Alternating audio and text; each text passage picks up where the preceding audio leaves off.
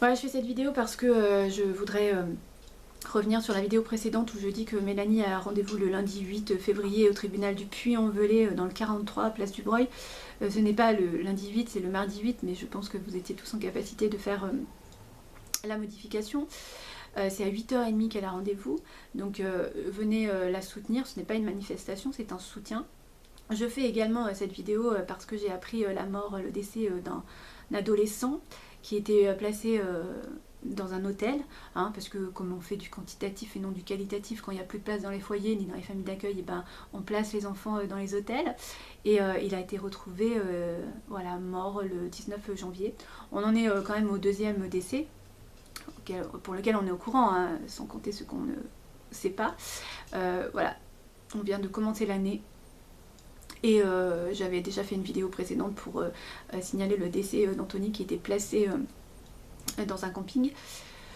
Voilà, je fais le constat aujourd'hui quand même des preuves que cette protection de l'enfance ne va pas bien, hein, que ces enfants ne sont pas bien traités, ne sont pas en sécurité. Donc on me parle du président départemental, hein, qui se porte garant du danger de ces enfants, voilà, qui place les enfants parce qu'il y a un potentiel danger dans leur famille. Oui, c'est vrai que là, ces enfants donc étaient bien protégés. On me parle aussi souvent de la justice, hein, que tout ça, ce sont des décisions judiciaires et que la justice prend soin de ces enfants. C'est vrai. C'est vrai, j'ai rassemblé 380 dossiers où ces parents ne sont pas violeurs, ni violents, ni addicts à quoi que ce soit. Et leurs enfants sont maltraités à l'intérieur de ces placements, aussi fou que ça puisse paraître. C'est vrai qu'aussi il y a des constats, hein, qui prouvent quand même que 70% des enfants qui vont sortir de là vont être carencés affectivement, instables psychologiquement, SDF, se tourner vers la prostitution, la drogue, tout ce que vous voulez. C'est vrai que, ouais, c'est bien. Voilà, tout le monde se satisfait. Je me fais bien souvent insulter sur mes vidéos. Alors soit par des enfants pour qui la protection de l'enfance a été bénéfique, donc les 30%, hein, qui se foutent des 70 autres pourcents, soit par des gens qui ont tout intérêt à conserver ce système tel quel, hein, puisqu'ils y participent, et puis ils se sont quand même évertués à essayer de se conditionner psychologiquement, comme quoi, à se mentir, hein, à eux-mêmes, à mentir à leur famille, comme quoi, voilà, finalement ce qu'ils font, si c'est pas eux qui le font, ce sera quelqu'un d'autre, et puis de toute façon ces enfants perdus pour perdus, c'est pas bien grave, on s'en fout, hein. Et puis il faut bien qu'ils se nourrissent, et puis qu'ils nourrissent leurs enfants, alors il faut bien qu'ils travaillent, quoi. Bon, ouais, y a pas, c'est pas grave, on n'a pas d'éthique, on n'a pas de morale, mais de toute façon on s'en fout, c'est pas notre problème aujourd'hui, de toute façon on s'en fout. Les gens se génocident pour aller bouffer de la merde et continuer à avoir des plaisirs sociétaux inutiles. Donc on peut bien maltraiter des enfants pour continuer à avoir des plaisirs inutiles. C'est pas un problème, on s'en fout, hein. C'est pas les nôtres enfants de toute façon. Voilà. Alors moi quand on défend la justice, personnellement je ne sais pas de quelle justice on me parle, puisque dans les 380 dossiers que j'ai réunis aujourd'hui, c'est que du faux, usage de faux, vice de forme et vice de procédure. Donc je me pose la question, de quelle justice on me parle? Quand on me parle de la responsabilité du président départemental, hein, voilà, et un politique merveilleux, super, il fait ce qu'il peut.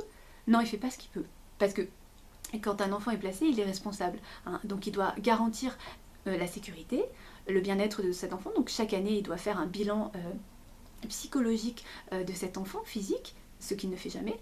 Tous les 2 ans ou tous les ans, il doit se réunir, hein, faire un conseil pour faire un constat de l'utilité de ce placement, du bien-être, et faire un bilan, hein, du placement de l'enfant, ce qu'il ne fait jamais. Il se porte garant, hein, donc, du travail de l'ASE, puisqu'il délègue son pouvoir à l'ASE. Voilà, l'ASE, l'aide sociale à l'enfance, des fonctionnaires de l'État qui sont très nombreux, j'ai déjà expliqué, hein, plus nombreux que les gens pour nous soigner, qui doivent établir un PPE, un projet personnel pour l'enfant, mettre des objectifs pour que l'enfant aille mieux, ce qu'ils ne font jamais. Je sais pas, on a quand même un souci dans ces ordonnances que je peux lire où ces enfants se font maltraiter, voire violer à l'intérieur, alors que ses parents, on n'a rien à leur reprocher. Mais par contre, voilà, on a tout à reprocher à l'inefficacité, voire la destruction du placement de leurs enfants. Mais de qui se fout-on?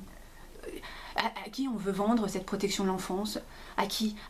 Aux citoyens pour qu'ils continuent à raquer, à payer en fermant sa bouche? À qui on veut vendre cette protection de l'enfance? Par qui d'ailleurs c'est vendu, hein? Par une oligarchie? Par des politico-sociaux qui défendent un manque de moyens? Un manque de moyens? 10 milliards d'euros pour un résultat, un bénéfice-risque négatif? Non, c'est pas un manque de moyens. C'est pas un manque de moyens, il y a suffisamment d'incompétents, il y a suffisamment de moyens, un détournement de fonds publics comme ça dans ces associations, faut voir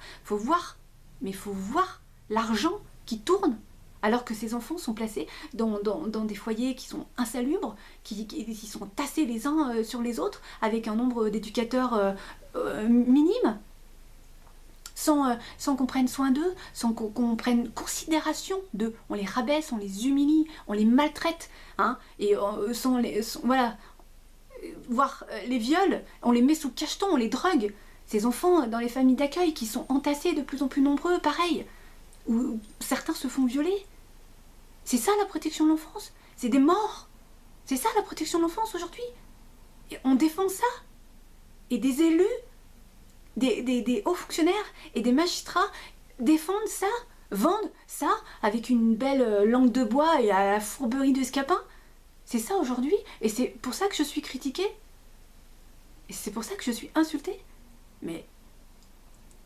non mais, quand moi j'ai eu affaire à des gens en face de moi, avec une vilainie incroyable et un dédain hallucinant, alors qu'on s'est renseigné sur leur vie, et qui sont là, qui me jugent, alors qu'ils sont pas capables de m'expliquer le placement de mon enfant, la justification, quoi que ce soit, et qui sont là. Madame Vol, c'est pas la peine de vous médiatiser, c'est pas la peine d'écrire hein, au président de la République, etc. Hein. C'est pas comme ça que vous allez sortir votre enfant de là. Voilà. C'est pas la bonne méthode. Hein. Vous arriverez à rien avec une attitude pareille. Pardon? Mais on en parle de ton attitude à toi? Tu veux que je te parle de ton attitude, moi? Attends, parce que nous, on a des preuves incroyables sur toi. Et c'est toi qui me juges, sans savoir de quoi tu me juges, pourquoi tu me juges. Mais, allô, tu te fous de ma gueule. T'es juste en train de te foutre de ma gueule. C'est ça, on est d'accord. T'es juste en train de te foutre gravement de ma gueule. Mais surtout de détruire mon enfant, tu vois. Donc, je sais pas. Alors, moi, je reste calme, hein, je les écoute. Et puis, je me dis, ouais, bien sûr, t'as raison. Oui, bah vas-y, continue à nous donner à manger. Continue à nous donner à manger. Parce que là, franchement, voilà. Et c'est ça que tu veux me vendre? Tu veux me vendre et tu veux essayer de vendre aux gens un mensonge. Parce qu'aujourd'hui, pour travailler à l'ASE, pour être éducateur, pour travailler à la justice, il n'y a que ça qui compte. Hein. Il n'y a pas besoin de compétences. Il y a besoin, la seule compétence qu'on leur demande, c'est le mensonge. Le mensonge, savoir mentir. Mentir pour donner raison à la déraison. C'est quand même surréaliste, non? C'est quand même fou. Alors oui, je généralise, oui, je diabolise. C'est certain. Ah ouais, parce que moi, personnellement, il y a 350 000 enfants placés, hein, 70% d'enfants maltraités. C'est pas juste placés, c'est pas juste... c'est maltraité en fait. Hein. Maltraité. Maltraité. Non, pas maltraité par leurs parents, maltraité par tout ce système. Donc, ouais, je diabolise peut-être un peu, c'est vrai. En même temps, je suis pas sûre que ce soit vraiment moi le diable, hein. Quand j'entends certains qui venir travailler, cette connasse. Non mais moi j'en veux pas de ton travail, hein. Allô? Moi j'en veux pas de ton travail de merde. Toi t'es adulte, tu l'as accepté, tu cautionnes, tu as adhéré à tout ça, d'accord? T'as un libre arbitre, tu peux refuser. Moi j'en veux pas, tu comprends? Je ne veux pas me mentir à moi-même, je ne veux pas mentir pour maltraiter des enfants, je ne veux pas, tu vois?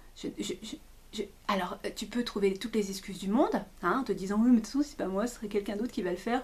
Oh, mais de toute façon, faut bien que je nourrisse mes enfants, etc. Mais oui, tu peux trouver toutes les excuses du monde. Hein, tu peux te génocider hein, pour trouver des excuses à tes plaisirs sociétaux si tu veux. Je m'en fous, c'est pas un problème. Mais viens pas m'insulter, d'accord?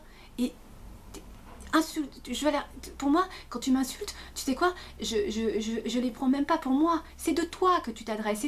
C'est de toi que tu parles. Donc si tu peux aller t'insulter ailleurs, moi ça m'arrange personnellement. Tu comprends? Parce que moi je suis pas ta psychologue, je vais pas changer ta vie, je suis pas ton psychiatre. C'est pas moi qui vais changer ton merdier, tu vois, tes conditions de travail de merde. C'est pas moi qui peux changer ça. Donc c'est pas en m'insultant que tu vas trouver la solution, tu vois.